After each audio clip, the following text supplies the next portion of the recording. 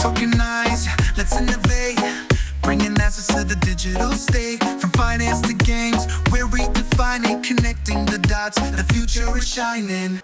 Through our platform, so that went to more than $1 billion market cap. And I think that, and then we've also done like the largest airdrop in Bitcoin history, which was Runestone, that's now kind of evolved into the token DOG, which is now like greater than a 500 million market cap. So I think these assets being built on top of Bitcoin really like turbocharged innovators moving into this space. And I think like what we've seen with our team, right? Like we're a 2-year-old business. We got to 20 people. Like the Arch team is probably even bigger. But like the what we've really seen is we've had like there's been more than 80 million ordinals created in those 2 years, and it's turbocharged almost like dormant products in the Ordinals ecosystem, in the Bitcoin ecosystem. So when we first came out, like our CTO is actually a Lightning dev of 8 years, right? So we had Lightning integrated on day one into our product, and Ordinals act on a first is first principle. So basically, like everyone ran to get Lightning because those very early assets being created on Ordinals, people felt they were going to be very valuable, and some of them were. So in those days, if you didn't have Lightning installed, you probably wouldn't get that asset because there was this rush.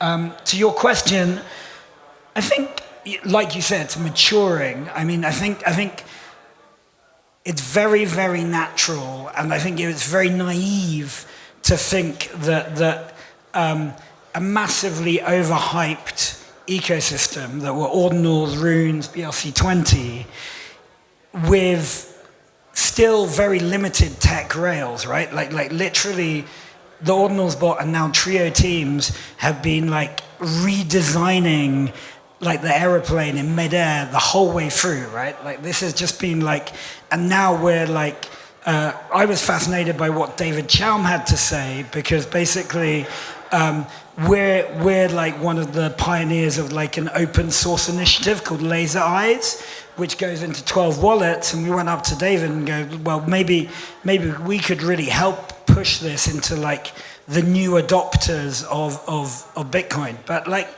I think innovation always happens slower than people think initially, and then even faster. I totally agree with that. I think something that's been on trend today has been this notion of putting Bitcoin to work. But this is very much being on the other side of this, right? We've been in it for a long time, so we can now say we're onboarded enough that we want to see our Bitcoin work. So if you think about what was happening throughout the week at Bitcoin 2025, we saw a huge influx of institutional capital. We're hearing a lot about the financial capitalization of Bitcoin. Ordinals kind of stands apart from that because it also meant retail investors were very interested in it, and it provided so many other communities the opportunity to participate in the Bitcoin ecosystem. So I'm very curious, you know, in order to get to this, there's lots of moving parts. You need the institutional capital, you need the investors, you need a whole bunch of different aspects. There's also a cultural aspect to it, a behavioral aspect to it. And so what can we learn as we sort of move into the second era of DeFi on Bitcoin? We're starting to hear a lot of these opportunities happen. What can we learn from Ordinals about the limitations and the barriers and the challenges that it takes to get more interest and adoption of these kinds of technologies? Yeah, absolutely. There's just so much to learn. I think that one thing we've learned at Arch is we've tried to solve some of these technological problems, because Toby is right. The interest in Ordinals and Runes was so high at the beginning, but the technology was so slow, poor UX, like all the things we all know here. And so the key, though, is that the early adopters of any sort of forward tech are always the degens. So if you're like worried, oh, like gamblers, meme coins, like it's like as if these things are negative, they might be negative to someone who just wants to earn, you know, passive yield on their Bitcoin. And I think that's totally fine to understand. But as long as it's bringing the interest in now that will allow us to mature as an industry, right? But secondly, it's the degens, and it's also the culture warriors. It's people who believe in something beyond just what is now, but they believe in a culture that is wrapped around something that can be looking forward past it, right? Because the now is very limited by the tech, but the future is very expansive, right?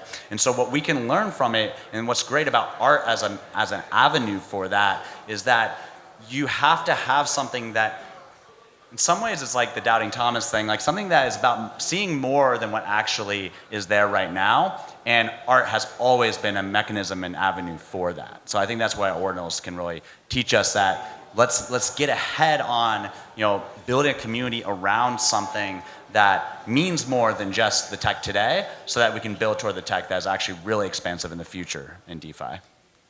And yeah, so effectively, like one of the reasons why we announced the TrioDEX this week, and like what I would say is just in pure terms with our team, right? Like we've now assembled like a killer team for building on top of Bitcoin. We've got like a Bitcoin core dev, Bitcoin Lightning devs, like Bitcoin devs, people who are now like Brian is one of the best kind of product visionaries in the audience, like today, like my co-founder, and he's gained real respect by building a UX for Bitcoin. When we arrived, the UX for Bitcoin was horrid.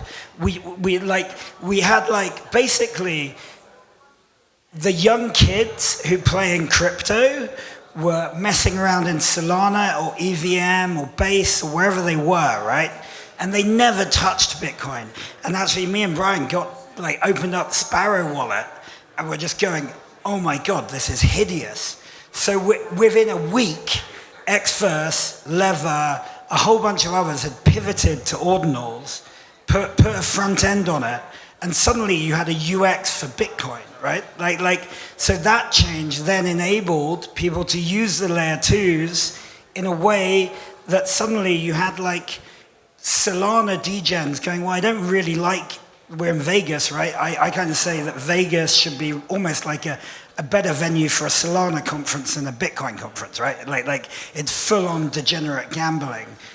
So I think a lot, what you ended up getting with the migration is like, I know me and Brian, we played around with EVM, we played around with Solana and everything else, but we, like, pretty much, I do not open my Metamask wallet anymore. Like, it's like now I've gone reverse.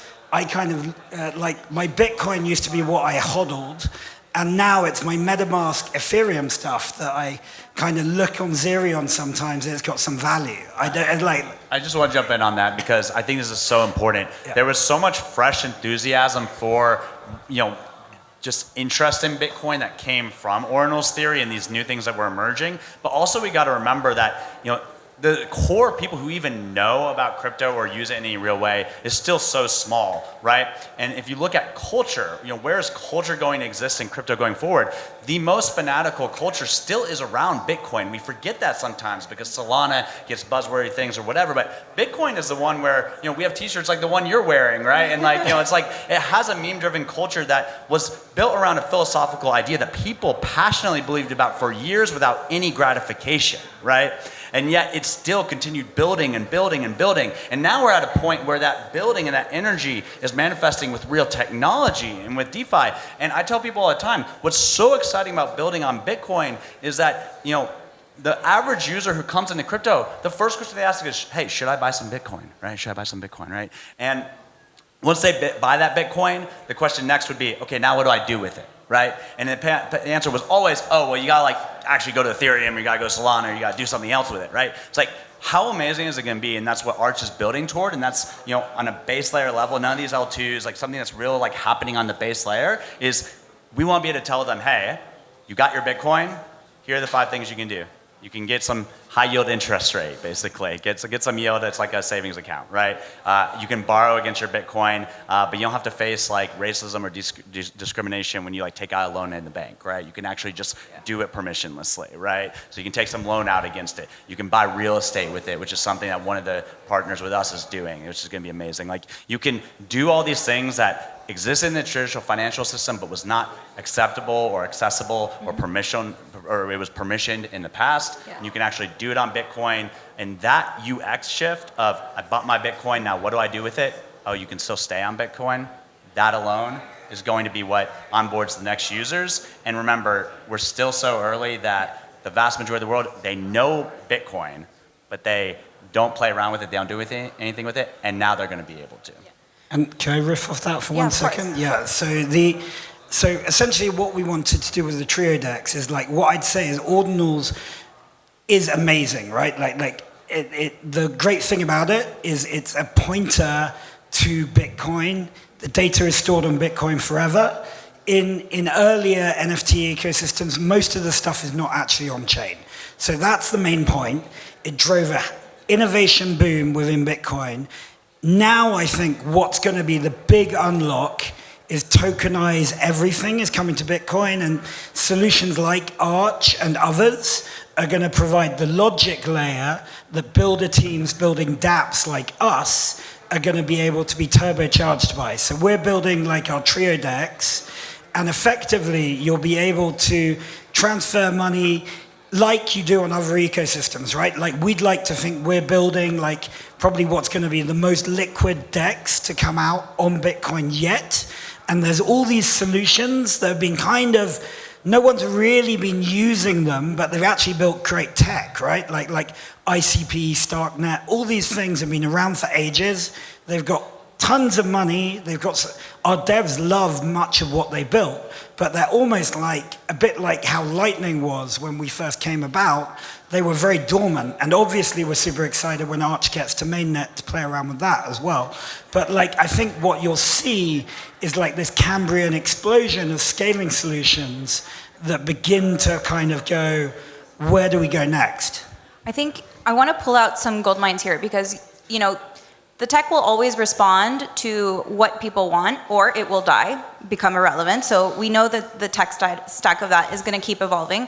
We also know that the financialization of Bitcoin has sort of also met some resistance when we're talking about the tokenization of everything. Sure, you've got tons of huge, you know, RWA tokenization going on, and then you look at the number of wallet holders of those assets, and they're in the single digits, even in the most large funds of that, right? So ultimately, what that shows us is there's a limit to the financialization of the market. And what does the market do when it hits that limit? It turns to retail investors, right? It needs it for liquidity. So where I love what you're both saying here is, you know, it's talking about the influence that Ordinals had in attracting those retail investors, because ultimately that's where the real liquidity lives and breathes. And it's going to have a huge impact as to whether the financialization of Bitcoin is actually going to be successful or not, is how much we can actually create liquidity within our DeFi initiatives. And so the topic of this panel, well, the title of this panel is the second, like, will Ordinals have a second act? So to that end, like, do you think it'll have a second act? What does that look like? And, you know, what's the wild idea here to ensure that it does? So I can take that. I think you're 100% right. Like retail always drives much more innovation than institutions, right? They're naturally conservative. It's like all they're doing is filling the bags of copper and Firebase or whatever, right? Like what's great is this retail boom is now bringing more sophisticated institutions to Bitcoin to play around with these scaling solutions. And then suddenly you've got like rails where retail with institutional plays, which we've seen before in other crypto ecosystems. And that's all coming back to Bitcoin. And not everything needs to be just by MicroStrategy, which is actually probably the riskiest thing for Bitcoin anyway, right? Because it's massively levered. But so we're super excited that this has all been turbocharged, and effectively, like where we see things going is just this. So effectively, the next act of Ordinals, I think partly we're a big believer in RWA, right? Like we put 6 gold bars on Bitcoin this week. They're 1 ounce gold bars. You can buy them for like a Bitcoin price, which is quite interesting as well, because it means that gold typically trades against the dollar, people are listing them at Bitcoin prices as NFTs. So it almost naturally becomes a liquid market because the gold gets underpriced by 5% or gets overpriced by 2% or whatever. And so you get this kind of very weird market that then eventually will link up to fungible tokens. So I honestly think ordinals as NFTs are the perfect manifestation of NFTs. They're on Bitcoin, which is the perfect market. And then that provides the initial conditions for fungible tokens to take off on Bitcoin. Yeah, two real quick things. One, will ordinals survive and will there be like a second rush of ordinals? I think that question is kind of like just asking, is there even a future for digital art that looks similar at all to the traditional art market, right? Is there any interest in that? Because if there is going to be any sort of digital form of that, it's going to be on Bitcoin, and for all the reasons he mentioned earlier, but the biggest reason being that, you know, on Ethereum, it's just like a link to a link that's going to die, right? Do you have any links from the 1990s? One of the people over here said that to me, and it's like, no, like they're all dead, right? So, you know, exactly, like that's the future. If there is going to be a digital art market, which we already know that there's a lot of value in that because the ability to instantly pull out loans against your digital art in a way that you don't have to like ask a bank to assess the art in traditional art markets. There's just one example, but there's so many ways that having it on chain is going to be valuable. So I believe that that's going to exist. If I do believe that's going to exist, it's probably going to exist on Bitcoin, right? But then secondly, and more importantly, will, you know, ordinal theory and like really like that continue to persist? And I think absolutely, we are looking at a future of Bitcoin that's more programmable and productive. And to be honest, I'm not interested in a future of money that doesn't affect my daily life. That doesn't mean anything to me that is as vapid as a meme coin on Solana or as, you know, esoteric as an Ethereum NFT that you don't really own, right? And I think what's really cool is that when you travel the world and you see the way that programmable money like Bitcoin is being used in countries like Laos or Ethiopia or Nigeria, where their money is constantly being devalued, and they're literally trading the markets of currencies of neighboring countries, and they understand acutely how valuable it is to have a more stable asset that exists outside of their geographic boundaries. Having something like Bitcoin is massive. That's just one obvious example, but you know, being able to do more, again, like instant loans, you know, being able to buy real estate with it, all those kinds of things, there's no doubt in my mind that there's a future of that is permissionless and outside of the current monetary system, outside of the current government structures, and that is what Bitcoin programmability offers. So Ordinals is just the start of it all. And I'd love to riff off the art market for a second. So we've actually been exploring the art market a lot. We've actually put a Braque painting in an entire block. So there's a real world asset of a Georges Braque painting, who is one of like the contemporaries of Picasso. And we've actually created 144 children of this Braque as fragments, which provide fractional access to the value of the Braque that will then be auctioned on Bitcoin. So we're using some of the games and the game theory of just pure digital art to then move into RWA as well, with very traditional things as well. And also, we've been told that they're like almost that thing happening, the market for lending against art is actually bigger than the market for lending against Bitcoin. So there's Swiss banks out there who will lend against your Picasso, they'll lend against your Braque or whatever, that will turbocharge this market, and they'll be interested in it because basically it will drive more loans. So the Swiss banks will want to push this kind of thing. Put your Bitcoin to work, which is the sum of all panels today, apparently. Okay, so I'm seeing the timer. We've landed on that it's a renaissance, and I guess I now need to go get my midlife crisis started at happy hour with you guys. So before we go, 30 seconds, final thoughts.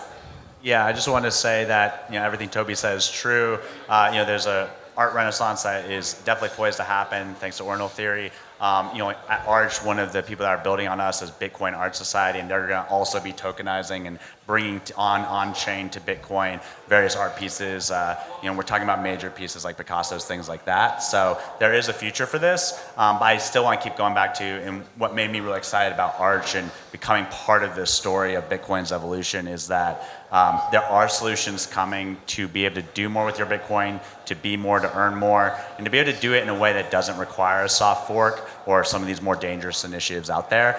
You can actually do it in a way that rewards miners and drives up activity and allows for the long-term security budget of Bitcoin to exist, because without the miners, we just don't have Bitcoin. So there are ways to do this that don't require a soft fork and also don't compromise the integrity of the chain. So really excited about what we're doing with Arch in that sense, and also just the future of Ordinals theory. Yeah, and actually we're also a technical partner of Bitcoin Art Society, so seems to be a good one, at least if we're both right. So the I just feel like this week has been massive validation for us all, right? Like Arch and Trio, but many of the other Bitcoin building groups, we've been very hot property at this conference. And like a year before and 2 years before, it was more like we were evangelists. We're going, "Will you listen, man? We're going to transform Bitcoin." And they're like, "Are you sure?" So we've been so impressed by how the reception that we're getting, and we're just excited for what comes next. Toby, I'm getting less of the immediate response of, "You can't do that on Bitcoin." I'm getting a lot less of that response, and more like, "I'm super excited to see how it works." That's a perfect way to end it up. So thank you all so much. We appreciate your attention. Thank you, everybody. Appreciate you. Thank you.